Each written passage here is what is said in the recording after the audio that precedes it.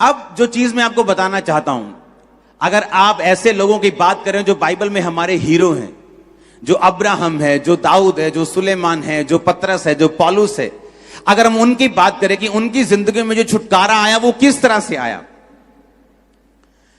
Note करो अपनी book में इब्रानियों की पुस्तक 11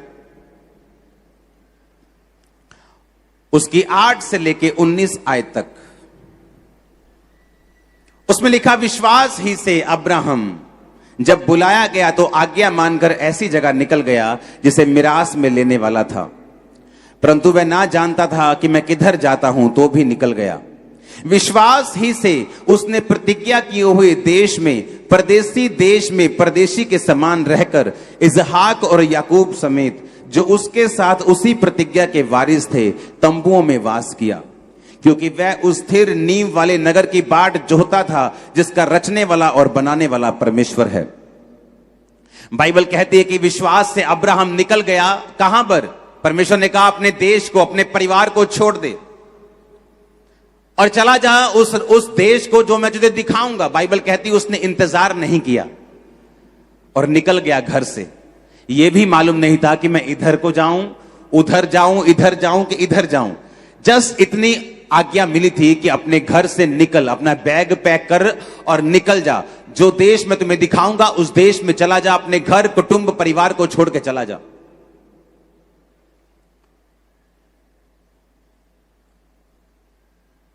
परमेश्वर ने कहा था, जब महायाजक साल में एक बार गुनाहों के लिए लहू को बहाएंगे तो जो जानवर वो बलि करेंगे उसकी देह को छावनी के बाहर जलाया जाएगा। अगर उस जानवर की देह को छावनी के बाहर, शहर के बाहर, बस्ती के बाहर नहीं जलाया जाएगा तो तुम्हारा छुटकारा नहीं होगा। अब्राहम को भी परमेश्वर ने यही कहा, जब तक तू अपने कुटुंब, अपने परिवार, इन लोगों को छोड़कर, अपनी छावनी को छोड़कर नहीं जाता, मैं तेरा छुटकारा नहीं कर सकता। तुझे मिस्र को छोड़ना होगा, पुरानी जिंदगी को छोड़ना होगा, पुराने तौर तरीकों को छोड़ना होगा, तो मैं उस छुटकारे को कर सकूंगा जो मैंने तेरे लिए सोचा हुआ है। अपनी पुरानी जिंदगी में, अपनी पुरानी जिंदगी के रीति रिवाजों में, अपनी पुरानी जिंदगी के तौर तरीकों में रहकर आप परमेश्वर से वो छुटकारा हासिल नहीं कर सकते जिसके लिए परमेश्वर आपको अपने पास बुलाना चाहता है। और बाइबल कहती है, जब परमेश्वर ने उसको कहा कि तू अपने कुटुंब को छोड़कर, तो बाइबल कहती है अब्राहम जब बुलाया गया, आज्ञा मानकर ऐसी जगह निकल गया जिसे मिरास में लेने वाला था, पर नहीं जानता था कि मैं किधर जाता हूं।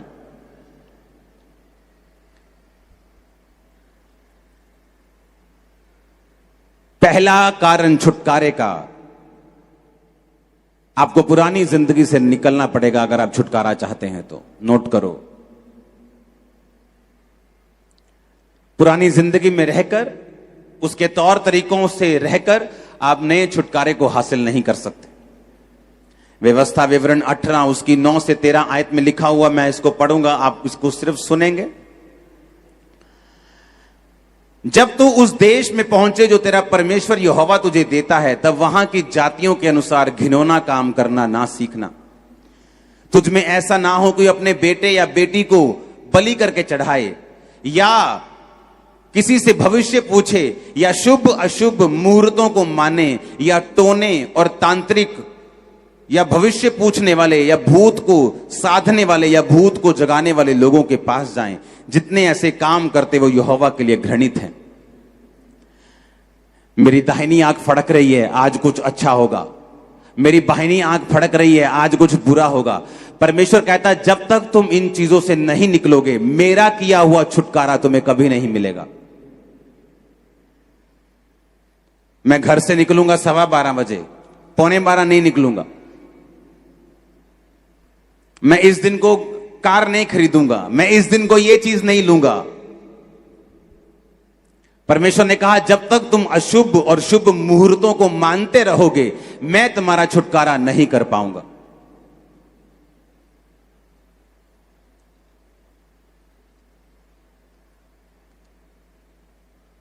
ये शाम को नहीं काटना, शाम को ये सफाई ना करना, सुबह को ये करना, दोपहर को ये करना, शाम को ये करना। परमेश्वर ने कहा, जब तक तुम इन चीजों को मानते रहोगे मैं तुम्हारा छुटकारा कभी नहीं करूंगा। उसने कहा, अब्राहम मैं तुम्हें छुटकारा देना चाहता हूं, लेकिन तुझे अपने कुटुंब को छोड़कर निकलना पड़ेगा, क्योंकि जब तक तू इन लोगों में रहेगा तुझे इन्हीं के अनुसार चलना पड़ेगा, और जो मैं तेरी जिंदगी में करना चाहता हूं मैं नहीं कर पाऊंगा। क्योंकि परमेश्वर जो उसकी लाइफ में करना चाहता था, उसके लिए उसको यह मालूम होना चाहिए था कि सर्वशक्तिमान परमेश्वर ने ही मुझे यह बड़ा छुटकारा दिया है। जहां अब्राहम रहता था उस देश के लोग बहुत बुद्धिमान समझे जाते थे। वो आपके सिर को देखकर आपका भविष्य बता देते थे।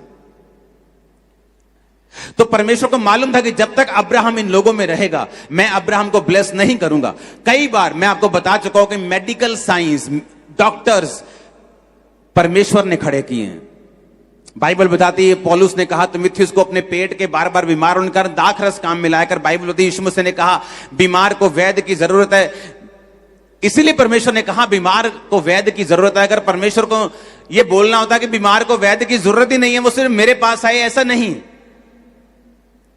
लेकिन कई बार परमेश्वर वैद्य की दवाई, मेडिकल साइंस को काम नहीं करने देता, ताकि आपको यह मालूम हो कि आपकी लाइफ में जो हीलिंग हुई है वो सिर्फ परमेश्वर ही कर सकता था और उसी ने की है। इसलिए हम ऑपरेशंस के खिलाफ नहीं है, हम दवाइयों के खिलाफ नहीं है। हम लोगों को यही बोलते हैं आप पर हीलिंग की प्रार्थना हुई है, डॉक्टर कंफर्म करेंगे कि आपके पेट का रोग चला जा चुका है, आपका कैंसर खत्म हो चुका है, आपको दवाई की जरूरत नहीं। डॉक्टर आपको बोलेगा दवाई की जरूरत नहीं, हम आपको नहीं कहेंगे दवाई की जरूरत नहीं। हम क्यों कहेंगे? आप मेरी बात समझ रहे कि नहीं? परमेश्वर ने कहा बीमारों को वैद्य की जरूरत है। अब यहां पर जब परमेश्वर को मालूम था कि मैं अब्राहम को जो ब्लेस करना चाहता हूं, इसको अपना बेटा, अपना वंश देना चाहता हूं। 75 साल का था अब्राहम और अभी तक उसके बच्चा नहीं हुआ था। लेकिन परमेश्वर को मालूम था कि पुरानी जिंदगी में रहते हुए, पुराने सब मुहूर्तों को, अशुभ अशुभ शुभ चीजों को मानते हुए मैं अब्राहम का बड़ा छुटकारा नहीं कर सकता। इसलिए परमेश्वर ने कहा, जब परमेश्वर आपको कोई बात करने के लिए कहता है, जैसे परमेश्वर ने मेरे दोस्त सारे छुड़वा दिए जब मैं मसीह में आया, एक भी दोस्त नहीं था मेरे पुरानी जिंदगी का जिससे मैं रोज बात कर सकूं। क्या करता मैं उनसे बात करके? वो सिर्फ दारू की बात करते, नशे की बात करते, लड़कियों की बात करते, और कोई बात वो नहीं करते। और धीरे धीरे परमेश्वर ने वो दोस्त 1-2 महीने में मेरे छुड़वा दिए, क्योंकि परमेश्वर जानता था कि जब तक ये पुरानी जिंदगी में रहेगा, एक बड़ा छुटकारा, एक बड़ी लाइफ, एक बड़ी योजना जो मैं इसे दिखा रहा हूं, ये देख नहीं पाएगा। उसके लिए मुझे पहले इसको अलग करना पड़ेगा, अलग करके तैयार करना पड़ेगा, और उसके बाद मैं इसे सिखाऊंगा, समझाऊंगा, खड़ा करूंगा, छुटकारा दूंगा, जैसा आप आज आपके सामने है। तो परमेश्वर को मालूम था ये चीज कि मुझे इसको तैयार करना है। जब कुम्हार मिट्टी बनाने के लिए बर्तन को तैयार करता है तो वो क्या करता है? पहले ग्राउंड में से एक ग्राउंड में से एक जगह से मिट्टी को इकट्ठा ही करता है वो। अगर बर्तन बोले कि नहीं मुझे बर्तन भी बनना है, मुझे सबसे अलग भी दिखना है, मुझे वो मिट्टी नहीं बनना जो पैरों के नीचे आती है, मुझे वो बर्तन बनना है जो मुंह से लगाया जाता है, लेकिन मुझे इसी मिट्टी में रहना है, मुझे इसी ग्राउंड में रहना है, तो ऐसा पॉसिबल नहीं। उसे उस ग्राउंड से निकालना पड़ेगा अगर उसे मिट्टी का बर्तन बनना है तो।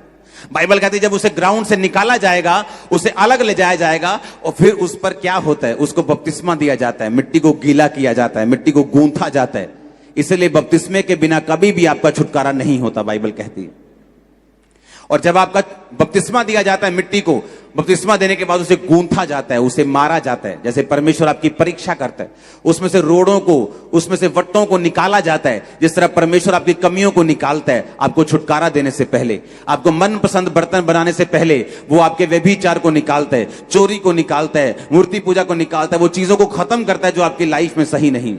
उसके बाद क्या करता है? जब आप में से अशुद्धियां खत्म हो जाती, फिर वो आपको बर्तन के ऊपर, उस मिट्टी की मशीन के ऊपर रखता है, अंदर से सहारा देता है, बाहर से ठोकता है। परमेश्वर आपको परीक्षा में डालता है, अंदर से सहारा भी देता है ताकि आपको अच्छी शेप दी जा सके। उसके बाद वो आपको आग में रखता है, कई बार परख में रखता है, आग की परख में रखता है।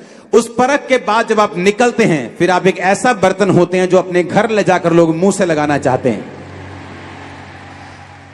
एक बात याद रखो, हर चीज के लिए छुटकारा दिया गया है, हर चीज के लिए प्राइस पे किया गया है। अगर आज इंडिया आजाद है, इसके लिए प्राइस पे किया गया है, लोगों ने अपनी कुर्बानियां दी हैं। अगर आज आप आराम से यहां बैठे हैं तो फौजियों की कुर्बानियां आज भी हो रही हैं बॉर्डर के ऊपर। इसलिए यह बात हमेशा याद रखो कि अगर कोई छुटकारा आपको चाहिए, उसके लिए आज भी आपको उस छुटकारे के लिए कुर्बानी देनी होगी।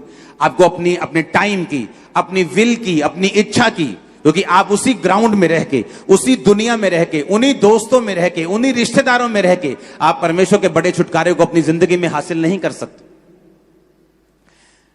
परमेश्वर ने क्या कहा? परमेश्वर ने कहा तुम में कोई ऐसा ना हो जो अपने बेटे या बेटी को बलि चढ़ाए, भविष्य पूछने वाला हो, शुभ अशुभ मुहूर्त को मानने वाला हो, तो मैं तुम्हारा छुटकारा फिर नहीं कर पाऊंगा। हालेलुया। औरतों को आदत होती सबसे ज्यादा ये चीजों को मानने की, और इसलिए सबसे ज्यादा बंधन भी उन्हीं की जिंदगियों में रहते हैं। परमेश्वर ने कहा जब तुम मसीह में हो सब कुछ नया हो चुका है। तुम 12:15 निकलोगे या 11:15, तुम्हारे लिए ब्लेसिंग होगी। तुम जिस मर्जी वार को निकलोगे ब्लेसिंग होगी। जिस मर्जी वार को जो मर्जी खाओगे ब्लेसिंग होगी। वहां आमीन ऊंचा चाहिए। हालेलुया। यहां पे अब्राहम को छुटकारा कैसे मिला? बाइबल कहती उसने परमेश्वर की आवाज को सुना कि अगर परमेश्वर मुझसे कह रहा है तो ये मेरे फायदे के लिए है।